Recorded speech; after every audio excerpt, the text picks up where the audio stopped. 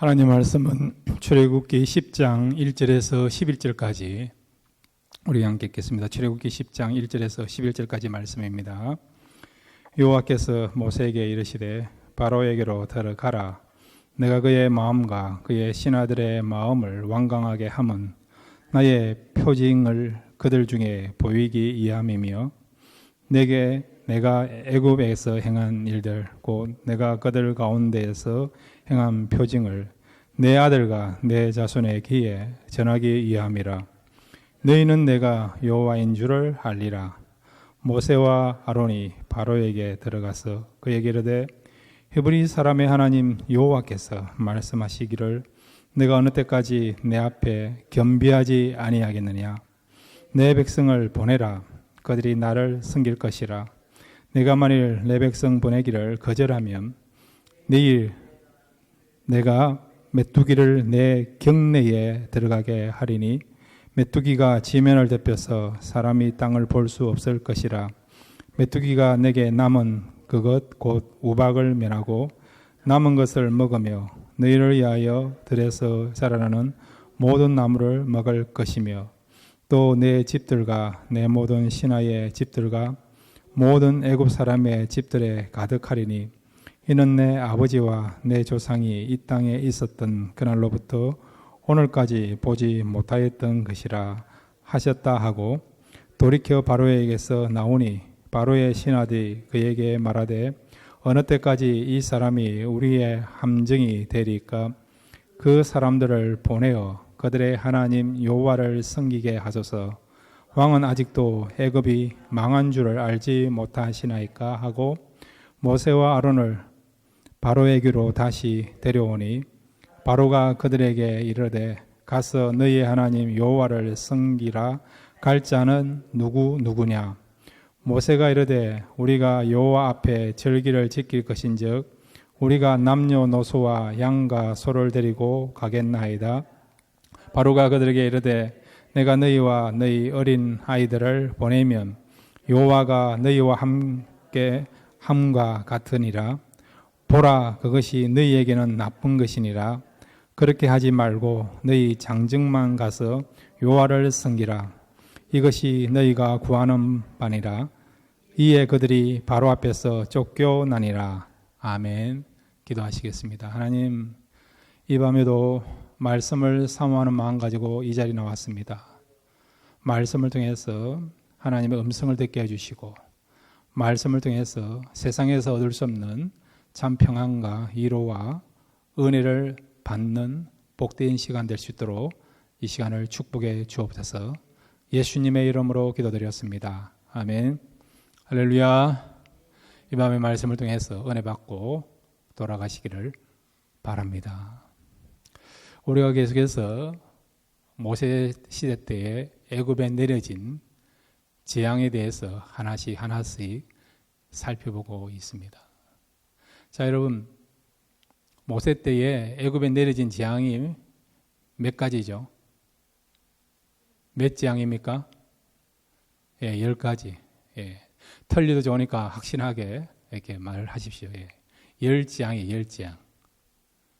자, 그러면 모세나 바로가요, 10가지 재앙이 내릴 것을 알았습니까? 몰랐을까요? 몰랐어요, 여러분. 몰랐습니다. 우리는 지금 10가지 재앙이 내려진 걸 알잖아요, 여러분. 그래서 이제 8번째 재앙이면 이제 80% 정도 재앙이 임했다. 그렇게 생각할 수 있는데. 근데 모세도 그렇고 바로도 그렇고요. 10가지 재앙이 임하리라고는 몰랐습니다.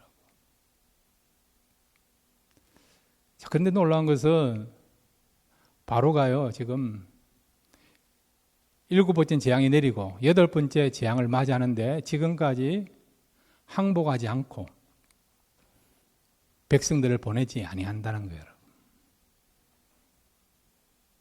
우리 같으면 여러분 한두 가지 재앙을 경험하면 더 이상 가면 더 이상 버티면 오늘 본문에 나타난 것처럼 바로의 신하들의 고백처럼 이 나라 망한다.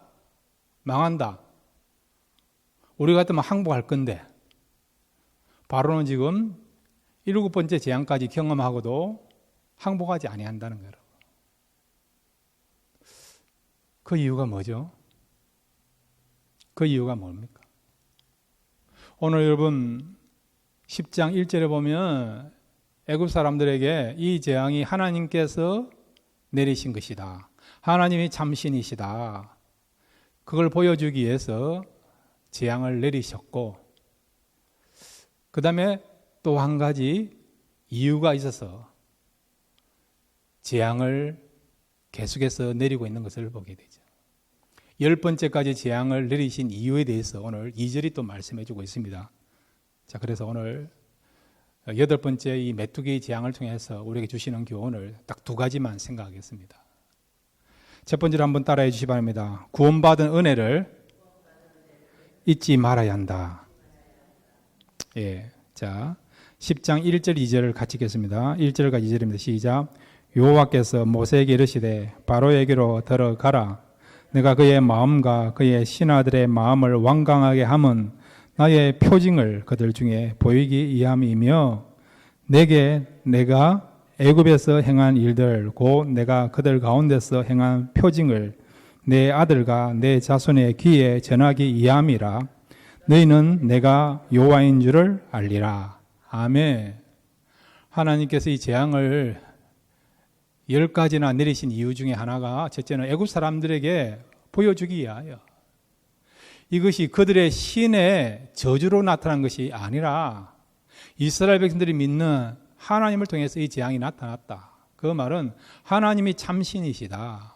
우리가 믿고 경배의 대상은 우리 민족이 믿고 있는, 애굽 사람들이 섬기고 있는 그런 신이 아니라 이스라엘 백성들이 믿고 있는 유일하신 하나님을 섬겨야 된다.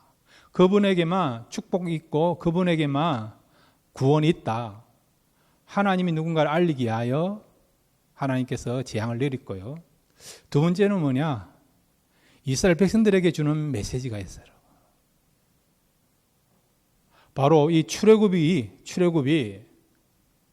우연히 된 것이 아니라는 거예요. 바로가 착해서 이스라엘 백성들을 내보낸 것도 아니고, 너희들이 선한 행위를 해서 출애굽한 것도 아니라는 거예요. 이렇게 바로는 악동같이 어떻게 해요? 완고하고 그 다음에 고집불통이고, 이런 재앙을 경험해도, 이런 재앙을 맞이해도 어떻게 해요? 끝까지 자기의 뜻을 굽히지 아니하는 그런 사람인데, 그런 존재인데, 그럼에도 불구하고 하나님께서 이런 바로를 굴복시켜서 이스라엘 백성들을 구원했다. 하나님이 너희 백성들을 구원하여 주셨다. 이 출애굽은 하나님을 통해서 되었다. 그것을 이스라엘 백성들에게요, 자자손손에 이르기까지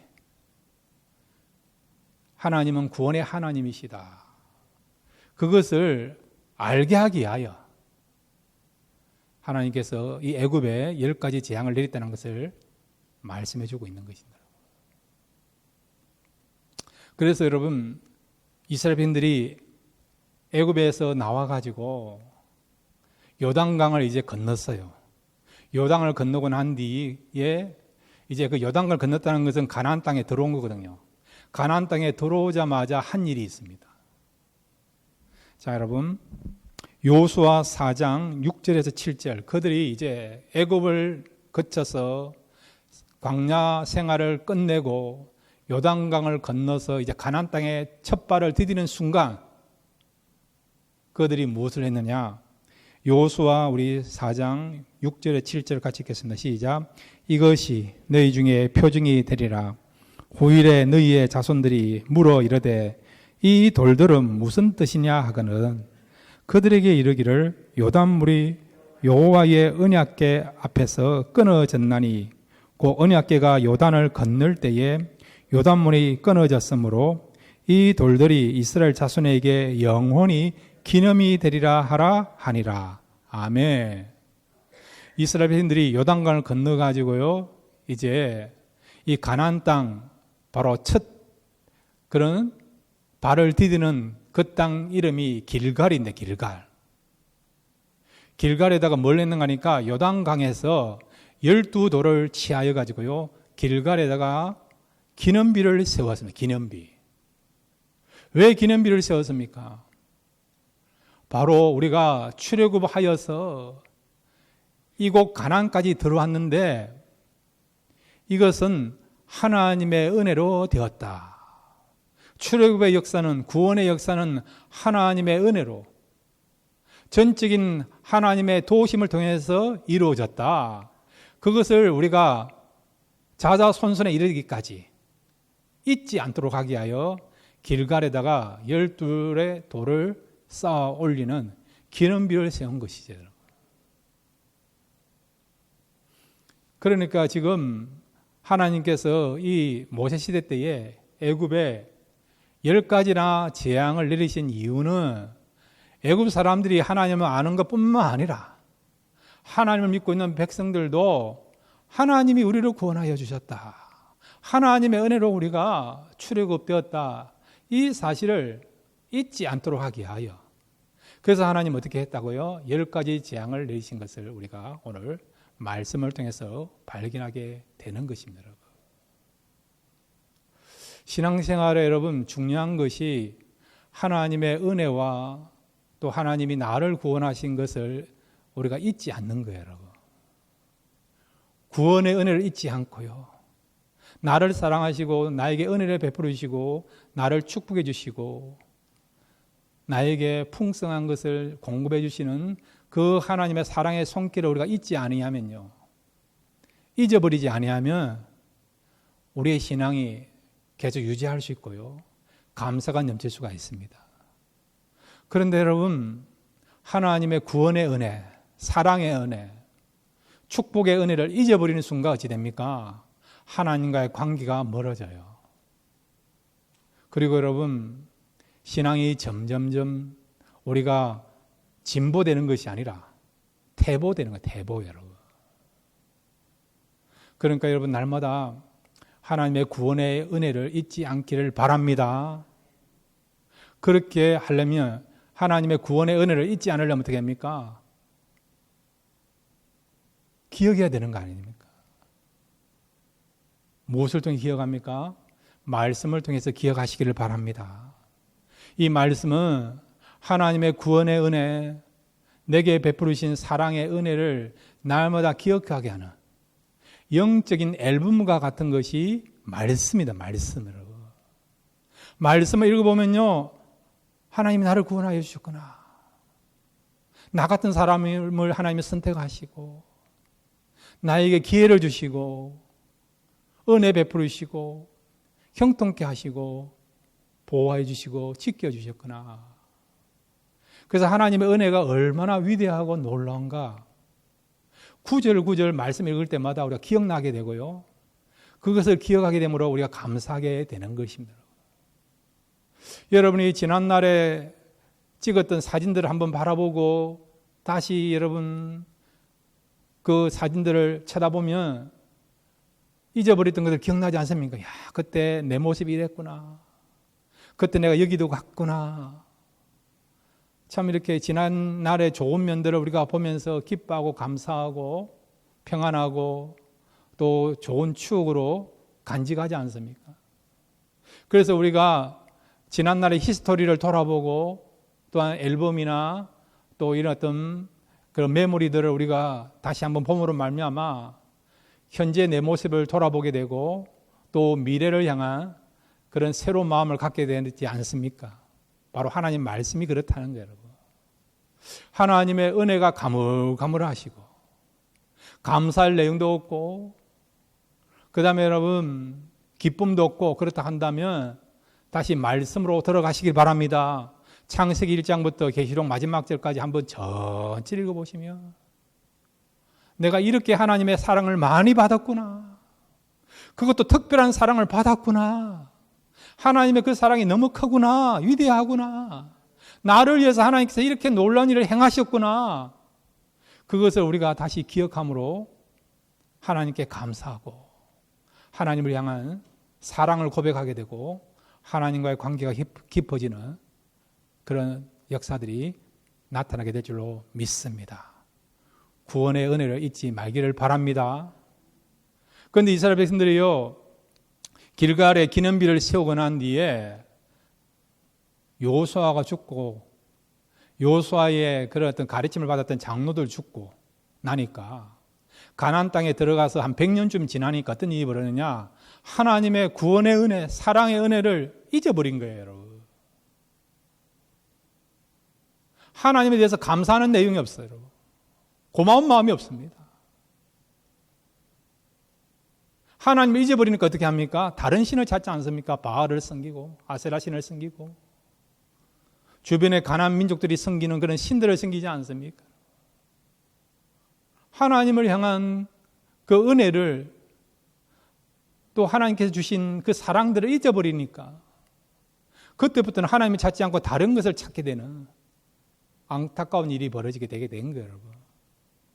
그러니까 여러분, 우리는 날마다 하나님의 구원의 은혜를 잊지 않고 기억하면서 하나님께 감사하며 살아가야 될 줄로 믿습니다. 우리가 한국에 있을 때 영어를 배웠어요, 영어를. 근데 어떤 영어들은 그대로 이렇게 발음을 하지 않고 추려서 영어를 우리가 이렇게 쓰거나 말을 한 적이 있어요. 우리가 유엔 하십니까? 유엔. 여러분, 유엔이 뭡니까? 유엔은 무엇의 약자죠? 예, United Nations라고 하나. 그러니까 국가의 연합이라고 하나. 그걸 줄여서 유엔이라, 유엔, 여러분. 그 다음에 여러분, 한국에서 우리 대학 다닐 때 ROTC죠, ROTC. 이것도 줄임말입니다, 여러분. 이제 대학교 때 2년 정도 훈련 받다가 졸업하면 이제 장교로 인간하는 그런 사람들을 우리가 ROTC이라고 하고 ROTC 출신이라 하죠, 여러분. 그런데 요즘 한국에 보면요, 이렇게 영어만 줄인 게 아니라 한국말도 너무 줄여서 많이 써요, 여러분. 그렇게 되다 보니까 나이 드신 분들은 이게 무슨 말인지, 한국말인지 아니면 다른 나라 말인지 헷갈리는 경우가 너무 많아요, 여러분. 여러분, 나가수가 뭡니까? 나가수가 뭐예요? 여기 계신 분들은 다 이렇게 기도하고 말씀만 보시고 잘 모르는 것 같은데, 나는 가수다, 그게 나가수 아닙니까? 나가수, 여러분. 처음 들어보십니까? 예. 그리고 여러분, 엄친딸이라고 하십니까? 엄친딸. 들어본 적이 있습니까? 예, 엄마, 친구, 딸. 예. 그렇게 줄여가요. 그러다 보니까 이제 젊은 사람들이 성경에 있는 내용도 줄여서 말합니다. 누가복음 15장에 보면 돌아온 탕자에 관한 내용이 있지 않습니까? 돌아온 탕자가 너무 기니까 이걸 뭐라 하느냐? 돌탕이란다, 돌탕. 돌탕, 그래요, 돌탕이라고. 다음에 누가 돌탕하면, 아, 돌아온 탕자를 말하구나. 그렇게 이해하시면 됩니다. 여러분, 탕자가 왜 아버지 집을 떠났죠? 이유는 뭡니까? 아버지의 그 사랑에 대해서 고마움을 모르니까. 아버지의 그 사랑을 잃어버리니까, 잊어버리니까. 결국 아버지 집을 떠난 거죠. 언제 아버지의 사랑을 알게 되죠? 고생하니까.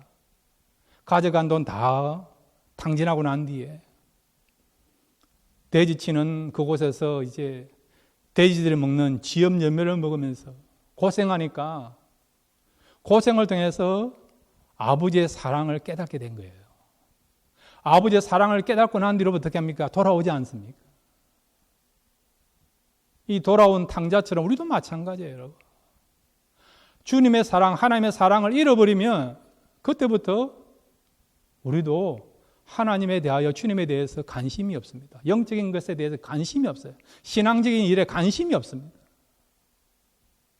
그러다가 우리가 세상적으로 빠져 있다가 결국 하나님의 사랑, 주님의 사랑을 알게 되면, 내가 받은 구원의 은혜를 깨닫게 되면 비로소 우리가 하나님께 나오게 되고 주님께 나오게 되고 다시 신앙의 길로 돌아오게 되는 것을 알고 있지 않습니까? 바꾸어 말해서 우리가요, 하나님께서 내게 베풀어 주신 구원의 은혜, 나에게 주신 그 축복, 이런 것들을 우리가 잊지 않고 있으면 우리는 하나님 떠날 일이 없다는 거죠. 신앙의 노선에서 우리가 탈락하거나 탈선할 이유가 없다는 것입니다. 그러므로 여러분, 나마다 내게 주신 구원의 은혜, 내게 베풀으신 하나님의 사랑, 또 나와 함께 하시는 그 하나님의 동행하심, 또 나에게 때마다 언제나 베풀어 주시는 그 하나님의 사랑의 손길, 그것을 여러분 꼭 기억하십시오.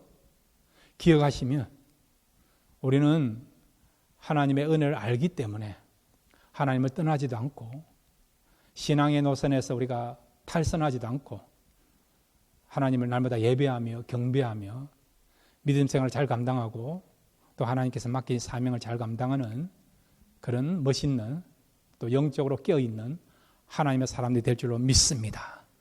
이 아름다운 삶을 살아가시는 저와 여러분 되시기를 바랍니다. 두 번째로 오늘 이 메뚜기 8번째 재앙을 통해서 주시고자 하는 교훈이 있습니다. 한번 따라해 주시기 바랍니다. 세상과 타협해서는 안 된다. 예. 하나님이 이 모세에게 예고하셨어요.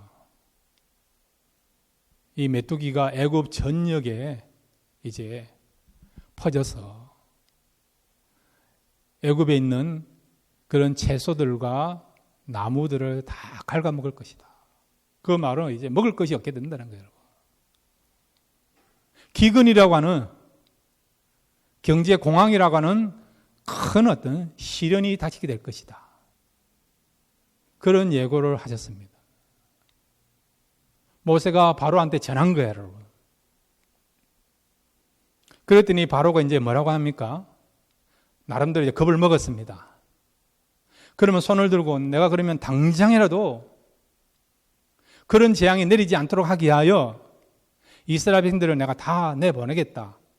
그렇게 말을 해야 되는데 바로가 어떻게 한다고요? 보내기는 보내는데 다는 안 보내고 일부만 보내겠다라고 이야기하는 것을 보게 됩니다. 오늘 여러분 출애굽기 10장 8절에서 우리 10절까지만 같이 읽겠습니다. 8절에서 10절입니다. 시작. 모세와 아론을 바로에게로 다시 데려오니 바로가 그들에게 이르되 가서 너희 하나님 여호와를 섬기라. 갈 자는 누구냐? 모세가 이르되 우리가 여호와 앞에 절기를 지킬 것인즉 우리가 남녀노소와 양과 소를 데리고 가겠나이다. 바로가 그들에게 이르되 내가 너희와 너희의 어린 아이들을 보내면 여호와가 너희와 함께 함과 같으니라. 보라, 그것이 너희에게는 나쁜 것이니라. 예. 자, 모세가 하나님의 말씀대로 애굽 지면에 메뚜기가 덮을 것이다. 메뚜기 재앙이 임하게 될 것을 예고했습니다. 경고죠, 여러분. 그랬더니 바로가 뭐라고 이야기합니까? 그러면 너희들이 갈 자가 누군가를 정해서 알려달라는, 갈 자가 누구인가? 왜 이런 말을 합니까? 그냥 나가라, 내가 보내겠다 그래야 되는데 갈 자를 조사해서 나에게 알려달라, 그 말은 뭡니까? 갈 사람과 남을 사람을 구분하라, 그 말이에요, 여러분. 다 보내지는 않아야겠다, 그렇게 이야기하는 겁니다. 자, 그러면서 이제 11절에 보면 구체적으로는 어떤 사람들은 보내고 어떤 사람들을 남아라고 이야기합니까? 11절 같이 읽겠습니다. 시작. 그렇게 하지 말고 너희 장정만 가서 여호와를 섬기라. 이것이 너희가 구하는 바니라. 이에 그들이 바로 앞에서 쫓겨나니라. 예, 장정만 가라, 장정만. 20세에서 50세 남자들만 보내라는 거예요. 한 60만 명 됩니다. 60만 명. 나머지 어린아이들, 그 다음에 여자들, 노인들은 그냥 애굽에 남겨 있으라는 거예요. 애굽에 그냥 남겨두고 가라는 거예요. 자, 여러분, 장정들만 떠납니다. 그러면 그들의 발걸음이 떠나겠습니까?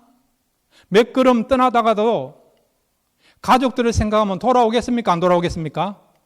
돌아오겠지요. 돌아오겠죠, 여러분. 또 여러분, 바로의 성향 보면 장정들을 내보내지만은 장정들이 가도록 허락하지만은 어떻게 합니까? 애국 군대를 보내어서 그 장정들을 얼마 죽일 수 있는 사람이 누굽니까? 바로 아닙니까? 바로. 우리는 이미 알고 있지 않습니까? 이스라엘 백성들이 6월절 날 절기를 보내고 난 뒤에 그날 밤에 출애굽했어요. 홍해 앞에 다다랐습니다. 그럴 때 바로 어떻게 합니까? 애국 군대를 보내서 이스라엘 백성들을 전멸시키기 위하여서 추격한 것을 알고 있지 않습니까? 그러니까 지금 바로는요, 어떻게 해요? 전적으로 보내겠다 이야기하지 않는 거예요. 나와 타협하라고 이야기한 타협하라고. 왜 타협하라고 합니까? 자기가 원하는 대로 하기 위해서 그렇게 하는 거죠. 장정들만 내보내면 어떻게 해요? 애굽에 누가 남아있습니까? 그들의 자녀들이 남아있죠. 그러면 그들은 어떻게 됩니까? 그들은 애굽의 문화 속에 자라가는 거죠. 애굽의 문화 속에 자라가니까 그들은 하나님을 섬기는 것이 아니죠. 여전히 우상을 섬길 수밖에 없는 그런 상황이 되죠. 그럼 어떻게 됩니까? 이스라엘 사람들에게는 내일이 없는 거죠. 미래가 없는 것이죠. 그러니까 이런 계산을 가지고요. 지금 바로는 보내기는 보내지만은 다 보내지 않고 장정만 보내라고. 너희들의 자녀들은 이곳에 머무르라고 타협안을 제시하는 것을 보게 되죠.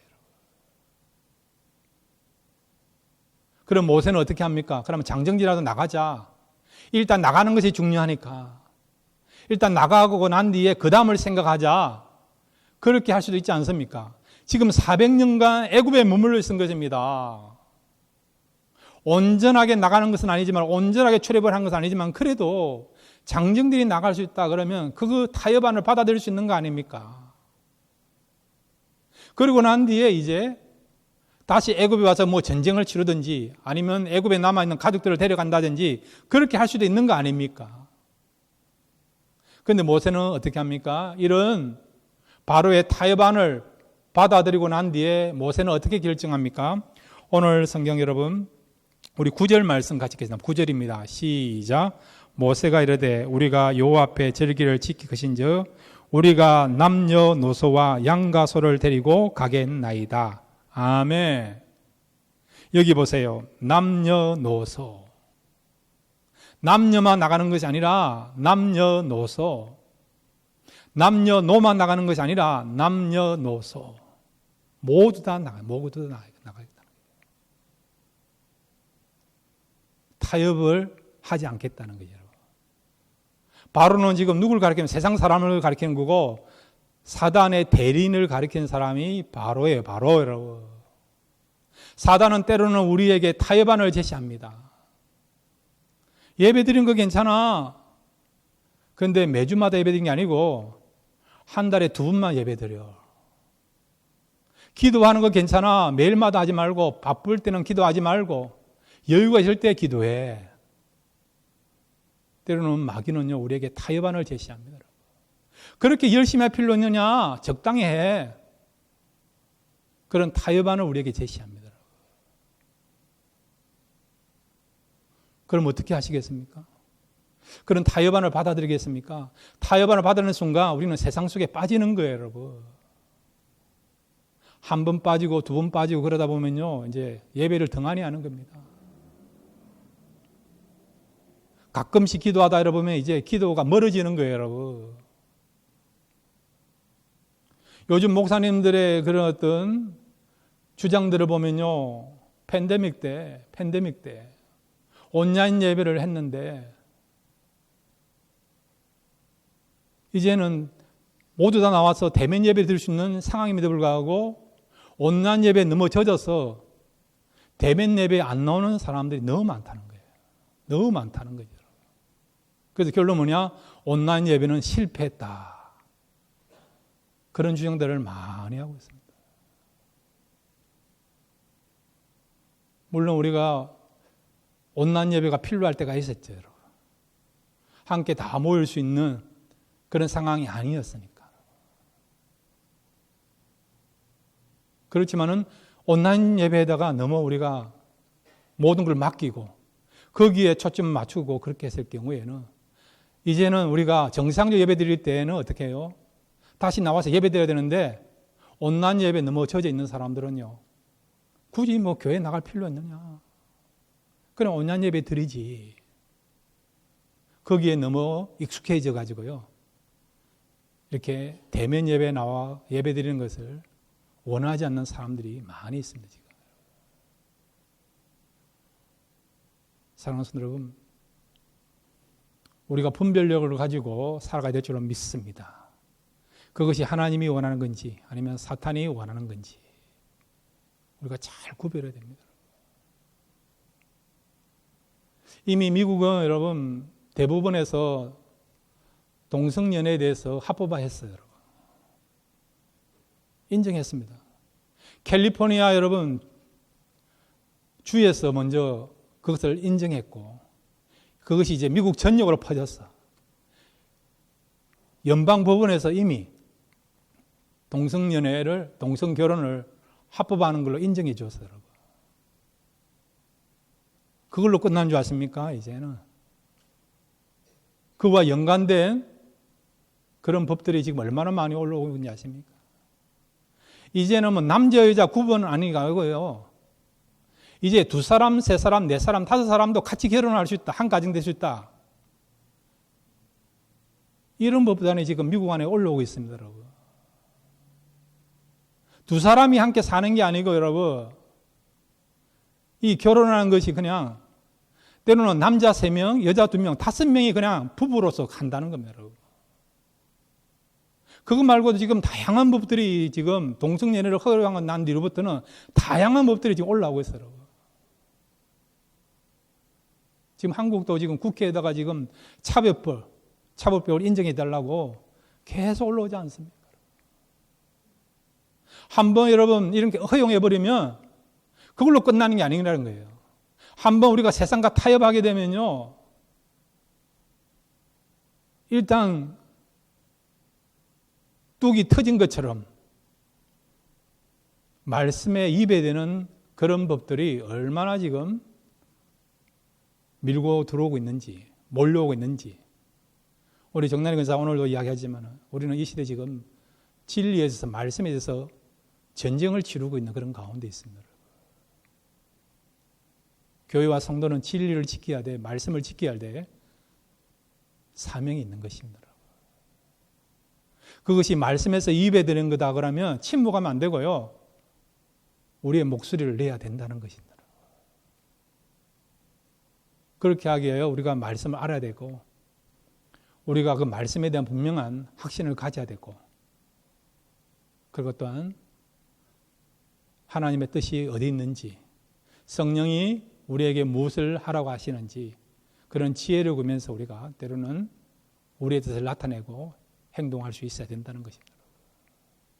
그렇지 않으면요, 우리가 아무것도 안 한다 그러면 어찌 되느냐? 그냥 이 세상이 말씀에 위배되는 그런 세상으로 바뀌게 되는 거예요. 그럼 우리 자녀들이 어떻게 됩니까? 우리 자녀들이 생활하는 그 환경은 정말 말씀하고는 전혀 위배되는 그런 환경에서 살아갈 수밖에 없다는 것이에요. 우리 자녀들이 정말 다니엘처럼, 에스더처럼, 또한 느헤미야처럼 그렇게 영성이 뛰어나면 모르겠지만 그렇지 않으면요, 그냥 세상의 가치가 흐름에 편성돼 가지고요, 세상에 자녀들어 가지고 똑같이 살아갈 수밖에 없는, 영성을 잃어버리는, 영적인 야성을 잃어버린 가운데 살아갈 수밖에 없는 그런 상황이 될 수밖에 없다는 것이죠. 우리 자녀들한테 그런 환경을 우리가 물러지지 않기 위해서는 우리 부모들이 진리를 지켜야 될 사명이 있습니다. 자, 여러분, 요한일서 우리 2장 15절 읽고 말씀을 마무리합니다. 함께 읽겠습니다. 시작. 이 세상이나 세상에 있는 것들을 사랑하지 말라. 누구든지 세상을 사랑하면 아버지의 사랑이 그 안에 있지 아니하니. 아멘. 세상에 있는 것을 다 우리가 배격하라 그 말이 아니고요. 세상의 잘못된 가치관에 우리가 편성되지 않고 타협하지 말라는 것을 말씀해 주고 있는 것입니다. 그래서 우리는 무엇이 참든지, 무엇이 정결한 건지, 무엇이 덕인지, 무엇이 바른 것인지를 잘 구분해서 우리가 말씀 가운데 살아가야 되고 또 성령의 뜻 가운데 살아가는 것이 저와 여러분에게 주신 사명인 것입니다. 오늘 이 시대에 우리가 진리와 전쟁을 치르는 그런 가운데 있습니다. 우리가 진리를 알고 그 다음에 진리를 붙잡고 살아가면 말미암아 우리의 삶을 통해서 하나님 영광 받으시고 또 어둠 가운데서도 우리가 빛이 되어서 빛을 찾는 자들에게 소망을 줄 수 있는 그런 교회, 그런 성도 되기를 주님의 이름으로 축원드립니다.